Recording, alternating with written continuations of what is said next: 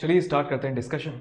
तो question number 1 में आपको दिया है कि एक ईएमएफ इंड्यूस होता है कॉइल में यदि उसमें करंट चेंज होता है एक इस पर्टिकुलर सेकंड में, और जो ईएमएफ इंड्यूस्ड है वो आपको दिया है, आपसे सेल्फ इंडक्शन पूछा गया है। तो हम जानते हैं कि सेल्फ इंडक्शन जो होता है उसका और फाई के साथ क्या रिलेशन होता है। तो phi is equal to L I के बराबर होता है।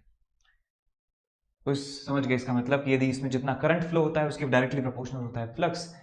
तो यहां से इसको डिफरेंशिएट कर दें दोनों तरफ टाइम के रिस्पेक्ट में, तो D phi by D T की वैल्यू आ जाएगी आपके पास। एल जो है वो कांस्टेंट होता है, वो डिपेंड करता है उसके मटेरियल पे, उसकी ज्योमेट्री पे। L d I by D T. अब डी फाई बाई जो डी टी है ये है ईएमएफ इंड्यूस के बराबर, ये हो जाएगा आपके पास L d I by D t. आपको दिया है करंट की जो वैल्यू है चेंज होती है, 1 एम्पियर से जीरो हो जाती है, 1 एम्पियर से जीरो हो जाती है। तो चेंज का जो मैग्नीट्यूड है वो 1 आ चुका है आपके पास। 1 माइनस जीरो मैग्नीट्यूड की बात करें, टाइम कितना लगा है, टाइम इज 1 मिली सेकेंड, यानी 1 into 10⁻³ second into L. L तो पूछा ही है, और ईएमएफ इंड्यूस कितना हुआ है, ईएमएफ इंड्यूस हुआ है 4 वोल्ट के बराबर। तो आप इसको यहां से सॉल्व कर लेंगे तो आपको मिल जाएगा 4 मिली हेनरी। एल की वैल्यू आपको मिल जाएगी। ठीक, सिंपल सवाल था। नेक्स्ट क्वेश्चन नंबर 2 में आपको दिया है कि एक पर्टिकुलर कॉइल है जिसमें करंट है इतना, तो एनर्जी बताइए कितनी होगी। तो एनर्जी का फॉर्मूला होता है हाफ इंटू एल इंटू आई स्क्वायर। ये एनर्जी स्टोर होती है यदि इंस्टेंटेनियस करंट इतना है, तो इंस्टेंटेनियस एनर्जी का formula half L I square के बराबर होता है। सॉल्व कर लेंगे, आंसर आ जाएगा। नेक्स्ट क्वेश्चन नंबर 3 में दिया है कि एक सोलेनॉइड है, सोलेनॉइड के अंदर एक और कॉइल है।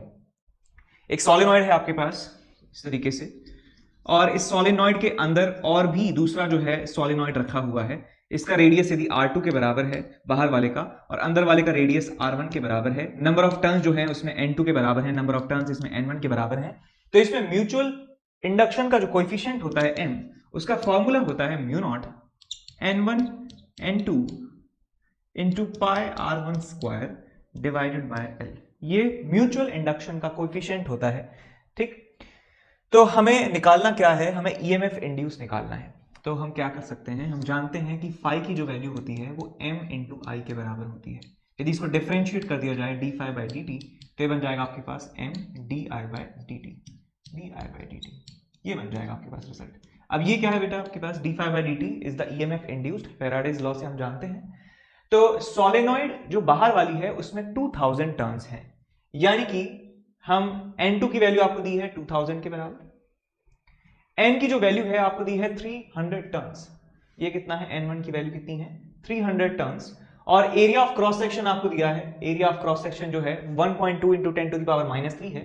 तो ये क्रॉस सेक्शन एरिया आपको मिल जाता है 1.2 इंटू 10⁻³ और लेंथ आपको दिया है, लेंथ कितना है 0.3 मीटर, 0.3 मीटर। म्यू नॉट आप जानते हैं 4 पाई इंटू 10⁻⁷।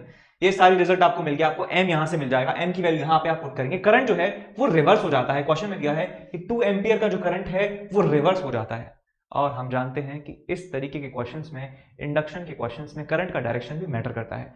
तो करंट के चेंज की बात करें तो 2 इधर है, फिर 2 इधर हो गया, तो चेंज जो हुआ वो 2 माइनस माइनस 2 हुआ। तो यदि चेंज के मैग्नीट्यूड की बात करें तो डी की वैल्यू जो है आपको मिलने वाली है 4, और टाइम कितना लगा है 0.25 सेकेंड, तो बन जाएगा आपके पास 1/4। तो m यहां से निकल जाएगा, डी की वैल्यू 4 है, dt की वैल्यू 1/4 है, तो आप रिजल्ट यहां से निकाल सकते हैं। ठीक, इधर क्यों गया मैं।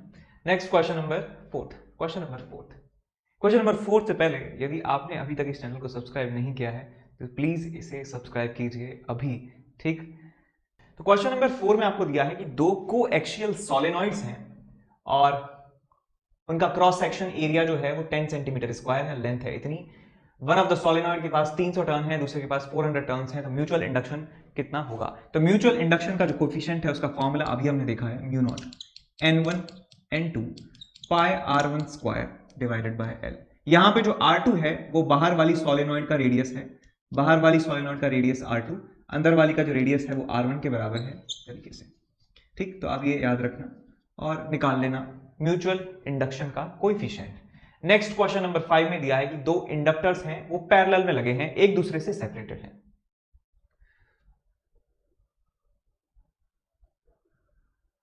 ये आपके पास है L, ये आपके पास है L। तो आप मुझे कमेंट करके बताइए कि इस लाइन का क्या मतलब है। What are well separated from each other, एक दूसरे से काफी ज्यादा सेपरेटेड हैं, इस बात का क्या मतलब है, आप कमेंट में लिख के बताइएगा।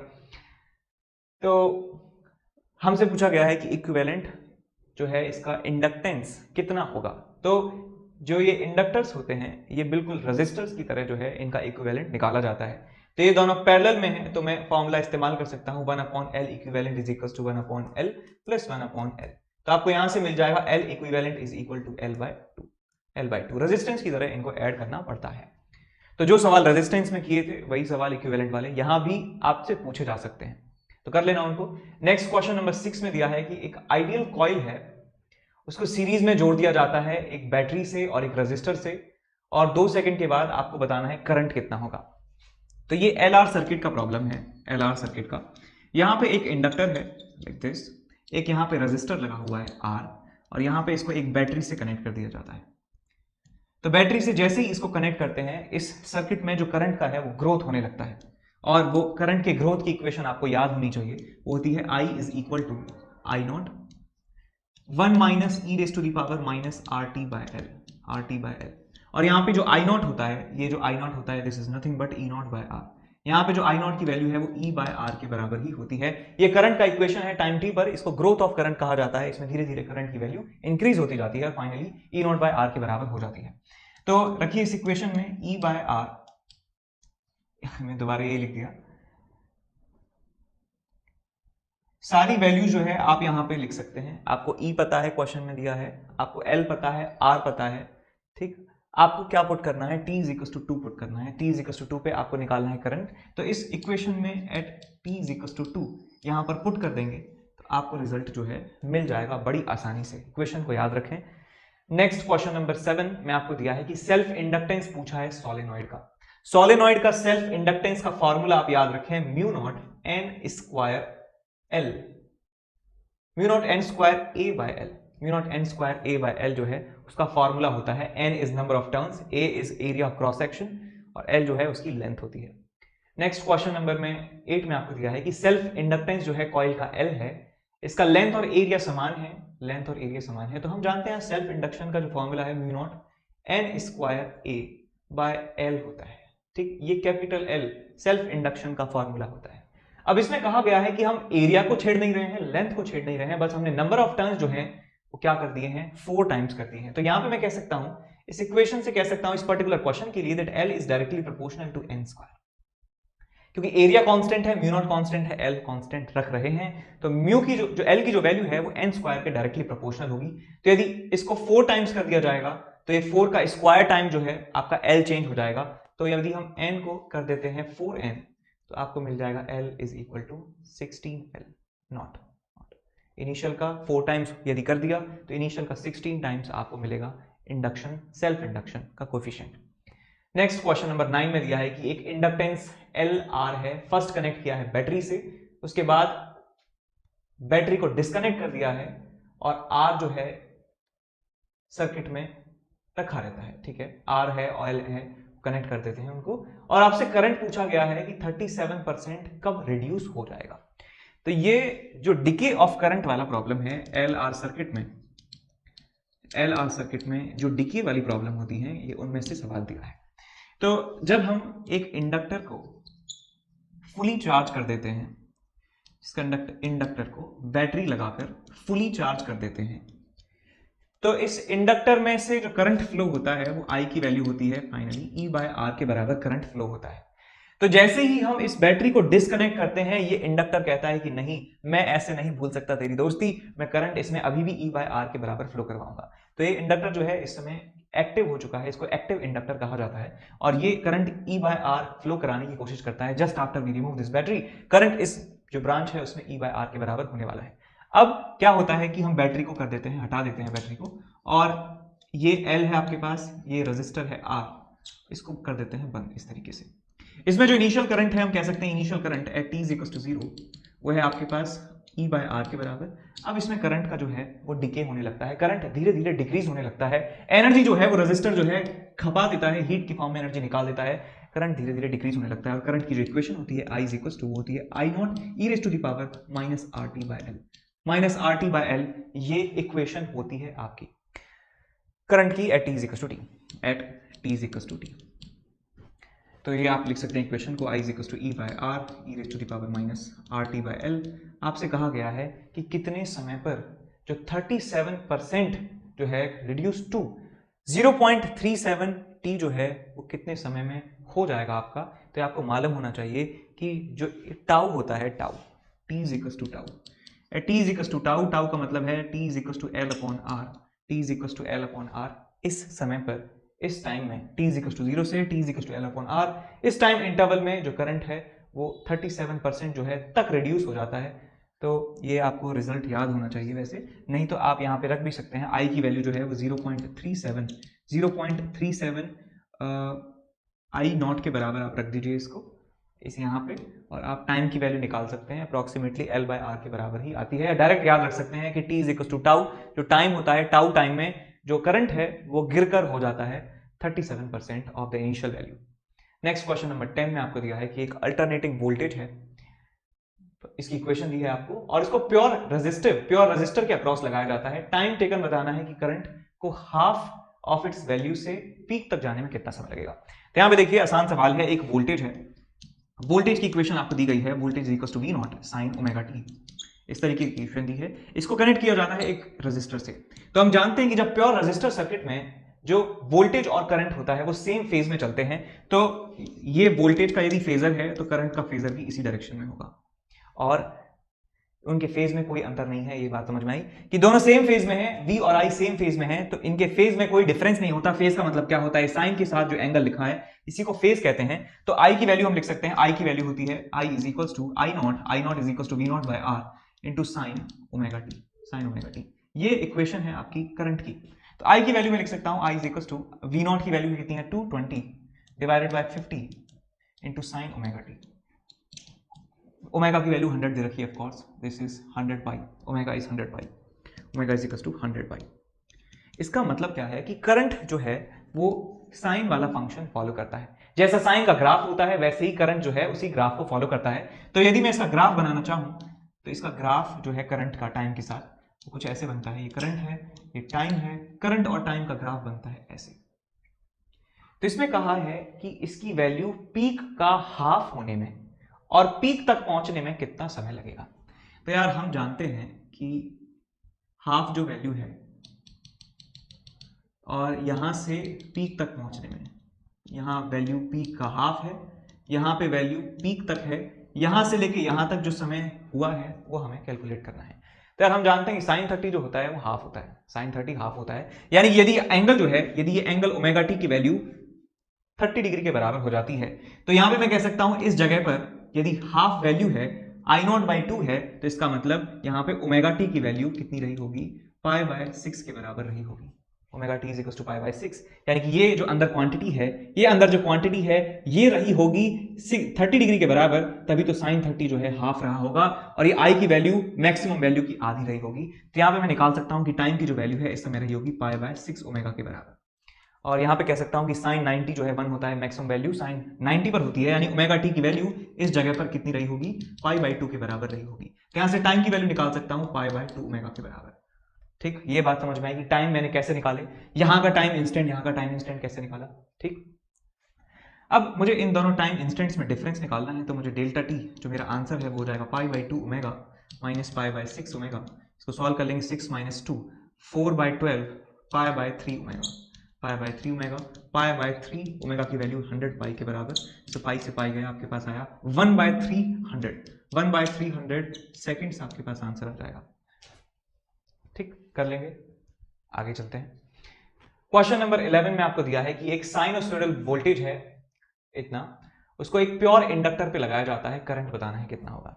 तो हम जानते हैं कि जब भी एक प्योर इंडक्टिव सर्किट होता है, प्योर इंडक्टिव सर्किट, तो उसमें जो वोल्टेज होता है वो लीड करता है, वोल्टेज जो है लीड करता है बाय पाई बाय 2, या फिर कह सकते हैं, या उसको कह सकते हैं कि करंट जो है वो लैग करता है। लैग करता है, कितने फेज से लैग करता है, पाई बाय 2 फेज से लैग करता है। लाइन याद रखें, pure inductive circuit, pure inductive circuit जिसमें सिर्फ एक इंडक्टर हो, तो वहां पे करंट लैग करता है पाई बाय 2 से फेज में। फेज का मतलब क्या है कि करंट का फेज इस वोल्टेज के फेज से पाई बाय 2 कम होगा। तो मैं यहां पे लिख सकता हूं करंट का फॉर्मूला इसमें यदि वोल्टेज हमें दिया है तो करंट की वैल्यू होती है V not upon XL sine, इसका फेज कितना है 500t। ये वोल्टेज का फेज है, इसमें से π/2 आप घटा दीजिए, आपको करंट मिल जाएगा। करंट का जो पीक है वो होगा आपके पास वी नॉट अपॉन एक्सएल के बराबर। अच्छा, ये इसको आप माइनस कॉमन ले लीजिए तो आपको मिल जाएगा minus v not upon XL sine π/2 minus 500t। तो आपको मिल जाएगा sine π/2 minus theta is cos theta, तो आपको मिल जाएगा यहाँ से i is equal to minus of v not upon XL और ये बन जाएगा cos 500t। So V not आपको दिया है, एक्सएल आप निकाल सकते हैं, एक्सएल की वैल्यू क्या होती है ओमेगा एल के बराबर। ओमेगा कितना दिया है आपको 500 के बराबर। तो सॉल्व कर लेंगे इसको आगे। नेक्स्ट क्वेश्चन नंबर 12 में आपको दिया है कि ये वोल्टेज है, ये करंट है, आपको पावर कंजम्पशन बताना है कितना होगा। तो पावर का फॉर्मूला, एवरेज पावर की बात कर रहे हैं यहाँ पे। जब भी पावर लिखा जाता है जनरली सिर्फ power, the power in the system, power in the circuit, तो इसका मतलब एवरेज पावर आपसे निकलवाया जा रहा है। Average power in one cycle की बात आपसे की जा रही है। यदि आपसे इंस्टेंटेनियस पावर कहता है तो मतलब इसका अलग है, यदि सिर्फ पावर कहता है इसका मतलब एवरेज पावर है इन वन साइकिल। और उसका फॉर्मूला होता है V R M S I R M S cos phi. V R M S I R M S cos phi. Cos phi जो होता है इसको कहते हैं पावर फैक्टर, इसको कहा जाता है पावर फैक्टर। वैल्यू होती है इसकी R बाई Z के बराबर। अच्छा, और ये होता है बेसिकली करंट और वोल्टेज के बीच में एंगल। तो यहां पे देख सकते हैं कि फेज की बात करें तो इसका वोल्टेज का जो फेज है वो ओमेगा टी है, वोल्टेज का फेज ओमेगा टी है, और करंट का फेज जो है वो ओमेगा टी माइनस π/2 है, यानी कि इससे π/2 पीछे है। तो ये यदि वोल्टेज है, ये आपके पास करंट होगा, दोनों के बीच में एंगल 90 डिग्री के बराबर है, π/2 के बराबर है। तो यदि हम π/2 हमें मिल चुका है फेज एंगल, π/2 यहाँ पे रख देंगे, cos π/2 कितना होता है 0, तो एवरेज पावर की वैल्यू कितनी आ जाएगी 0 के बराबर। एवरेज पावर 0 होगी यहाँ पर। कमेंट में बताइए कि 12 नंबर का जो सर्किट है, 12 नंबर का जो सर्किट है वो किस तरीके का सर्किट है। आप वोल्टेज और करंट को देखकर बता सकते हैं कि किस तरीके का सर्किट हो सकता है। ठीक, तो बताइए कमेंट में कौन सा सर्किट ये हो सकता है जिसमें करंट 90 डिग्री पीछे है, वोल्टेज 90 डिग्री आगे है फेज में। आगे क्वेश्चन नंबर 13 में दिया है आपको कि अल्टरनेटिंग करंट को मेजर नहीं कर सकते डीसी अमीटर से, क्योंकि उसकी एवरेज वैल्यू जो होती है वो 0 के बराबर होती है। तो यहाँ पे टिक कर देंगे option number A. Next question number 14 में दिया है कि इस पॉइंट और इस पॉइंट के बीच में आपको पोटेंशियल डिफरेंस बताना है, VP minus VQ, this minus this. कहा है कि करंट डिक्रीज हो रहा है। तो आप ये बात याद रखना कि जब भी इंडक्टर में करंट डिक्रीज होता है तो बेचारा कहता है कि मैं तेरा साथ दूंगा, मैं करंट को बढ़ाने में हेल्प करूंगा। तो ये एक बैटरी की तरह बिहेव करता है जो करंट को बढ़ाने में सहयोग कर रही है। तो ये करंट इस डायरेक्शन में डिक्रीज हो रहा है, तो इस डायरेक्शन में करंट को बढ़ाने के लिए ये इस तरीके से बिहेव करती है एक बैटरी की तरह, और बैटरी का ईएमएफ होता है L d I by D T. L d I by D T. यहाँ पे एक और बैटरी है 30 वोल्ट की जगह 30 वोल्ट की एक और बैटरी, और यहाँ पे एक रजिस्टर है 2 ओम का, और इस समय करंट की वैल्यू क्वेश्चन में दिया हुआ है, करंट की वैल्यू इस पर्टिकुलर इंस्टेंट पे 1 एम्पियर के बराबर है। तो आपको निकालना है यहाँ का और यहाँ का पोटेंशियल डिफरेंस। ठीक, तो ये VQ है, ये VP है। तो बेटा यहां से यहां जाएंगे तो पोटेंशियल ड्रॉप होगा, यहां से यहां जाएंगे तो पोटेंशियल ड्रॉप होगा -2 × 1 का, और यहां से यहां जाएंगे तो गेन होगा +30 वोल्ट का। और ये देखिए कितना आ रहा है value L d I by D T. So 50 × 10⁻³ into D I by D T. Current किस रेट से डिक्रीज हो रहा है 10⁻²। तो आ जाएगा आपके पास 5 वोल्ट आ जाएगा। तो यहां से आने में +5 वोल्ट का इजाफा होगा, यहां से नुकसान होगा 2 का, 30 का गेन, 35 का गेन। तो 35 का गेन ओवरऑल और 2 का यहाँ पे नुकसान है, तो ओवरऑल 33 वोल्ट जो है आपको पोटेंशियल डिफरेंस मिल जाएगा, 33 वोल्ट। नेक्स्ट क्वेश्चन नंबर 15 में आपको दिया है कि एसी सर्किट जो है उसमें ये वैल्यूज हैं, एलसीआर सर्किट है दिख रहा है। क्वालिटी फैक्टर आपको बताना है। तो क्वालिटी फैक्टर आपको याद रखना है कि omega not L by R के बराबर होता है। Omega not is resonant frequency, omega not is resonant frequency, और ओमेगा नॉट की वैल्यू आपको याद हो जानी चाहिए अब तक। Omega is equal to 1/√LC के बराबर होता है। तो ये वैल्यू यहां पे पुट कर देंगे, आपको आंसर मिल जाएगा बड़े बढ़िया तरीके से। नेक्स्ट क्वेश्चन नंबर 16 में दिया है कि एक ईएमएफ है 20 वोल्ट का, और एक इंडक्टर में 10 मिली हेनरी का इंडक्टर है, 5 ओम का रेजिस्टर उसके साथ में है। करंट की वैल्यू t = 40, t = इनफाइनाइट पर बतानी है। तो भाई देखिए यहाँ पे ग्रोथ ऑफ करंट का फिर से एक सवाल आ चुका है। आपके पास इंडक्टर है, एक रेजिस्टर है, और यहाँ पे एक बैटरी से इसको कनेक्ट किया गया है। L ये R, तो इसमें करंट का फॉर्मूला हम जानते हैं, करंट का फॉर्मूला होता है E नॉट बाय R। यदि ये E नॉट है, ये रेजिस्टर R है, E not by R 1 minus E raise to the power minus R T by L. तो यहां पे आपको करंट मिल चुका है, आपको बताना ये है कि करंट का रेशियो बताना है। तो एक बार करंट में यहां पर डाल देंगे क्या, t is equal to 40 seconds डाल देंगे, और एक बार t is equal to infinite डाल देंगे। तो जब t is equal to infinite डालेंगे तो ये पूरी क्वांटिटी जो है इनफाइनाइट बन जाएगी, आगे माइनस लगा है तो माइनस इनफाइनाइट बन जाएगा, और e की पावर माइनस इनफाइनाइट जो है वो 0 के बराबर होता है। तो आपको करंट मिल जाएगा I at t is equal to infinite will be equal to E not by R. ठीक, इनफाइनाइट पे निकाल देंगे और उसके बाद 40 भी यहां पे रख देंगे। आपको हिंट के लिए दिया है ई स्क्वायर की वैल्यू 7.3 है, तो वहां से आप सॉल्व कर सकते हैं। नेक्स्ट क्वेश्चन नंबर 17 में आपको दिया है कि इंस्टेंटेनियस ईएमएफ और इंस्टेंटेनियस करंट आपको क्वेश्चन में दिए हैं, एवरेज पावर बतानी है और वॉटलेस करंट बताना है कितना होगा। तो भाई यहां देखिए कि जो वोल्टेज है और करंट है उनके फेज में डिफरेंस कितना है। इसका फेज है 30t ईएमएफ का, इसका है 30t माइनस 5/4। तो यहां पे कह सकते हैं कि करंट जो है वो लैग कर रहा है, यदि ये वोल्टेज है so current is lagging by an angle 45 degree, 45 degree angle से ये लैग कर रहा है। तो इसका मतलब ये वैल्यू हमें क्वेश्चन में दिया है, फाई की वैल्यू है, तो यहां से हम कॉस फाई निकाल सकते हैं। कॉस फाई की वैल्यू होगी r बाय जेड के बराबर, या दिया ही है 45 पे बन जाएगा 1/√2। इसका मतलब फाई की वैल्यू 45। ठीक है, वही चीज वापस से, तो हम एवरेज पावर का फॉर्मूला लगा सकते हैं। Average power is equal to V R M S I R M S into cos phi. V R M S की वैल्यू होती है मैक्सिमम वोल्टेज बाय √2 और आई नॉट बाय √2 होती है आरएमएस वैल्यू। यदि करंट साइनसोइडल है और आरएमएस वैल्यू हम एक साइकिल में निकाल रहे हैं so V not by √2 I not by √2 cos phi की वैल्यू है 1/√2। यहां से आपको एवरेज पावर मिल जाएगी।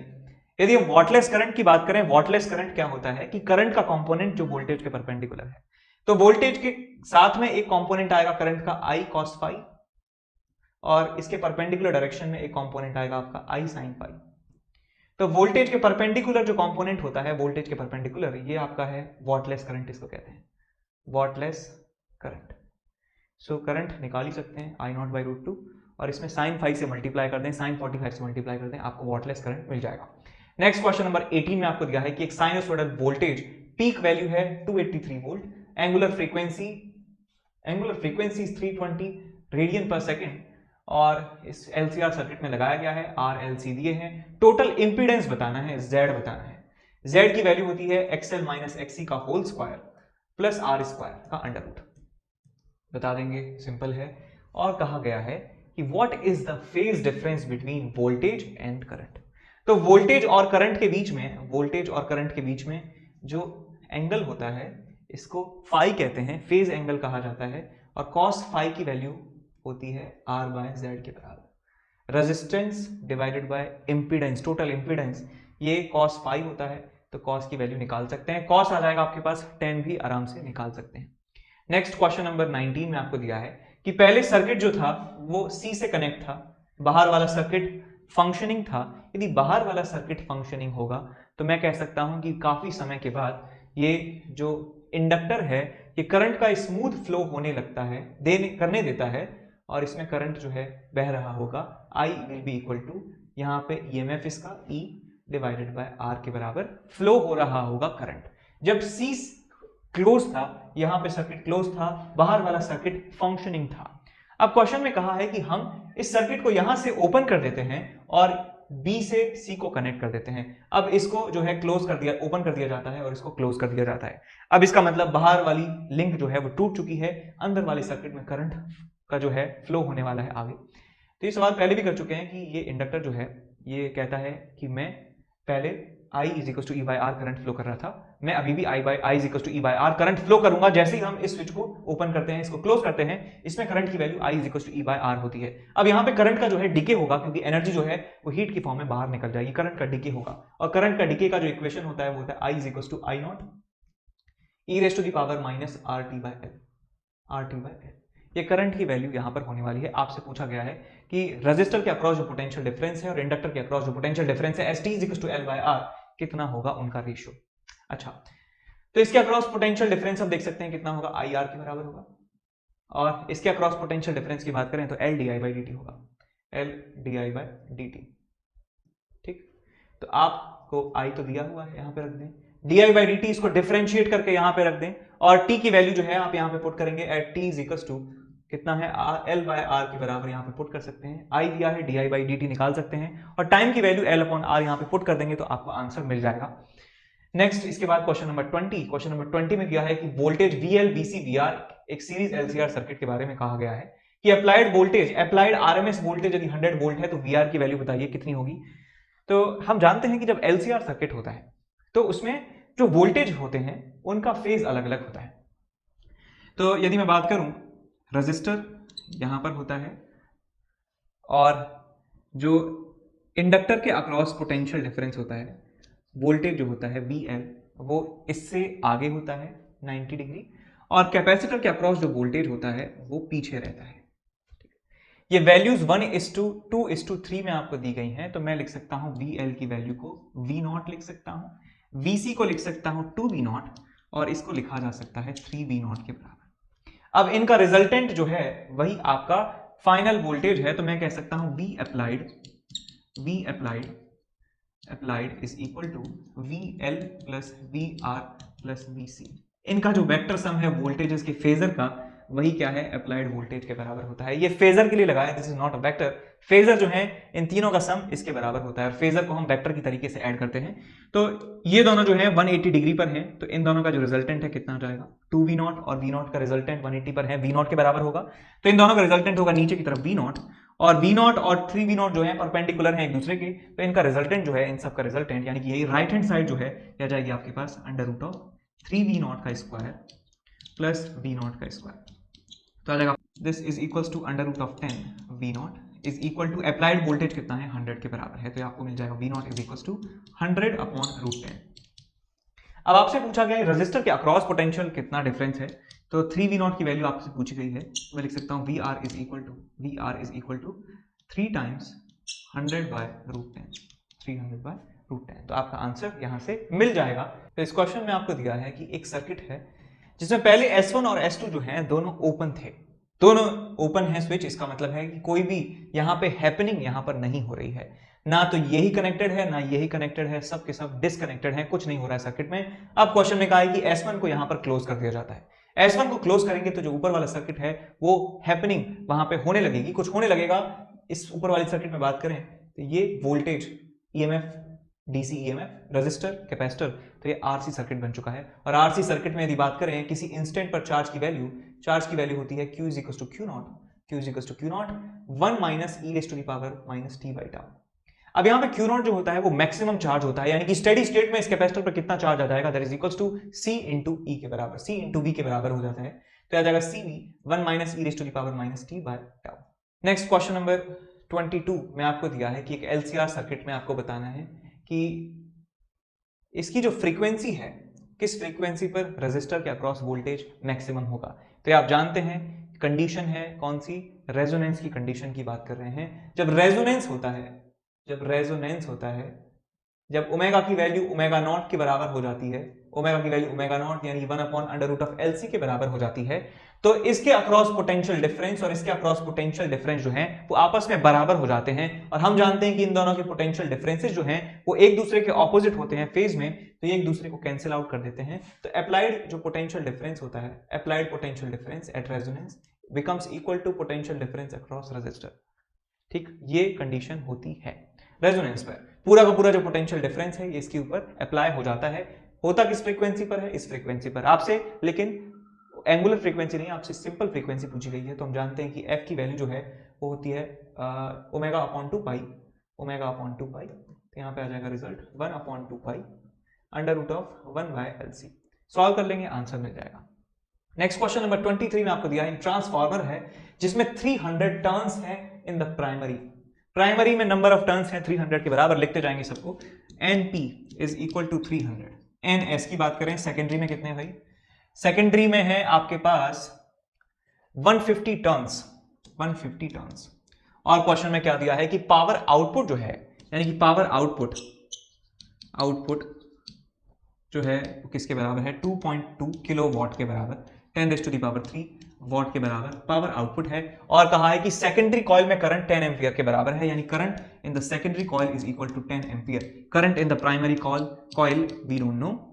तो हम फॉर्मूला जानते हैं भाई, फॉर्मूला जानते हैं। एक बात और, यदि एफिशिएंसी के बारे में कमेंट नहीं किया है और तो यहाँ पे हम 100% एफिशिएंसी यहाँ पर मानने वाले हैं, तो हम फॉर्मूला जानते हैं NS upon NP is equal to IP upon IS।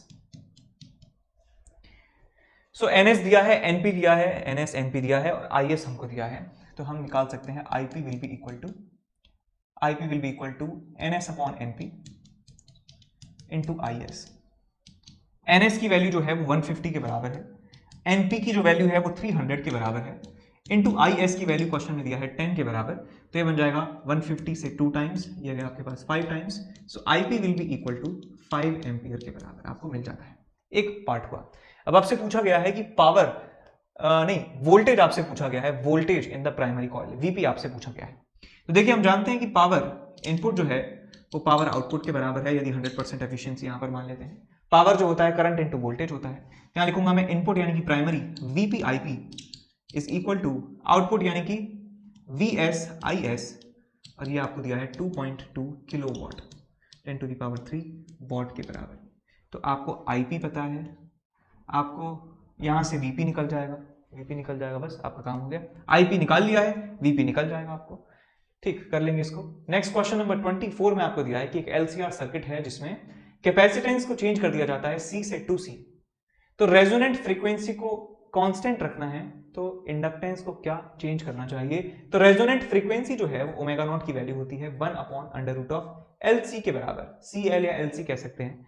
यदि कैपेसिटर को डबल कर दिया है तो आपको इंडक्टर को हाफ करना होगा, जिससे कि फ्रीक्वेंसी चेंज ना हो, तो L/2 आपके पास आंसर मिल जाएगा। नेक्स्ट क्वेश्चन नंबर 25 में दिया है कि फुली चार्ज कैपेसिटर है, इनिशियल चार्ज Q0 है, उसको एक सेल्फ इंडक्टेंस L से कनेक्ट किया जाता है t=0 पर।